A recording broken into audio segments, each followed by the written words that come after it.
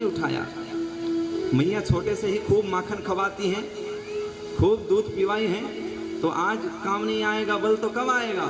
ये सब तो मैया की कृपा है, गौ की कृपा है, हमने कुछ नहीं की है। इस प्रकार बातों बात में कुछ कह देते, सबको ऐसे ही भुला देते।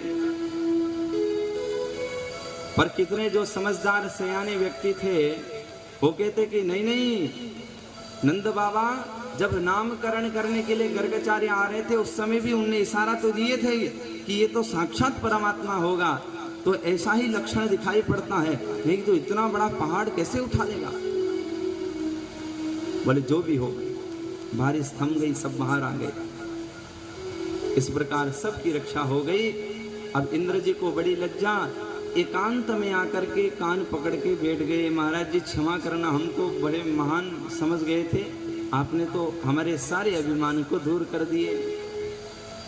सबके सामने क्षमा याचना नहीं मांगी, एकांत में जाकर के मांगे। बोलिए गोवर्धन नाथ की जय। ऐसी भारी लीला हुई। उसके उपरांत एकादशी, जैसे मैंने कहा कि भगवान नंद बाबा के घर में ही क्यों बसते हैं, उनके घर में बसने का कारण यह भी है कि वो व्रतचारी हैं। व्रत का मतलब क्या होता है? व्रत का मतलब उपवास नहीं, उपवास और व्रत में बहुत अंतर होता है। भोजन ना करना ये उपवास है। उपवास से शरीर ठीक होता है,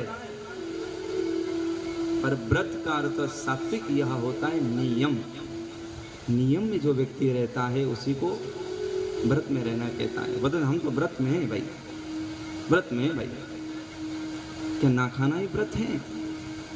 भोजन ना कर, भोजन तो नहीं कर रहा है व्यक्ति, पर 100 गाली दे रहा है, तो क्या ये व्रत है? भोजन नहीं कर रहा है, किसी को ठग रहा है, क्या ये व्रत है?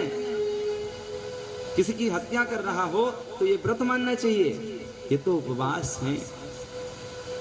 अगर हम व्रत लेते हैं तो हमें संकल्प करना होगा, उस दिन हम झूठ नहीं बोलेंगे, किसी को ठगेंगे नहीं। वैसे तो ठगना तो हर दिन नहीं चाहिए, पर कम से कम एक दिन तो प्रयास करो। हर व्यवधान से, हर झंझट से हमें दूर रह करके प्रभु चिंतन करना ही व्रत है। सात्विक नियम में रहना ही व्रत है। तो नित्य व्रत करते हैं बाबा, इसलिए भगवान उनके घर में है। एकादशी व्रत कर रहे हैं तो व्रत पूर्ण कब होता है ये भी ध्यान रखना। जब हम पारायण करते हैं तब सोचना हमने व्रत पूरा कर लिए, कुछ भोजन करके व्रत पारायण करते हैं। और द्वादशी लगते ही करना चाहिए फिर हमको। ऐसा नहीं कि आज नहीं करेंगे, त्रयोदशी में करेंगे, रात में करेंगे, शाम को करेंगे, फिर खंडित माना जाता है। और बाबा का नियम है कि 4 बजे सुबह उठ करके स्नान करना जमुना। एक दिन गलती से 12 बजे उठ गए रात को ही, उनको लगा कि ब्रह्म मुहूर्त है तो स्नान किए। रात में स्नान करना वर्जित है, पर हमारी संस्कृति में तो बिल्कुल भी वर्जित है।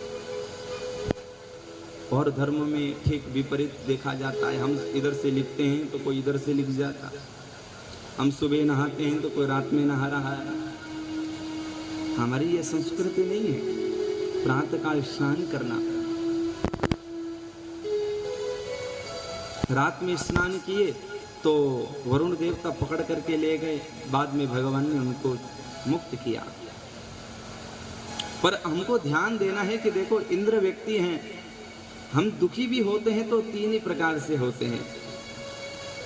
जैसे इंद्र हुआ, एक तो कर्म से दुखी हैं, एक भाग्य से दुखी हैं, एक मन से दुखी हैं।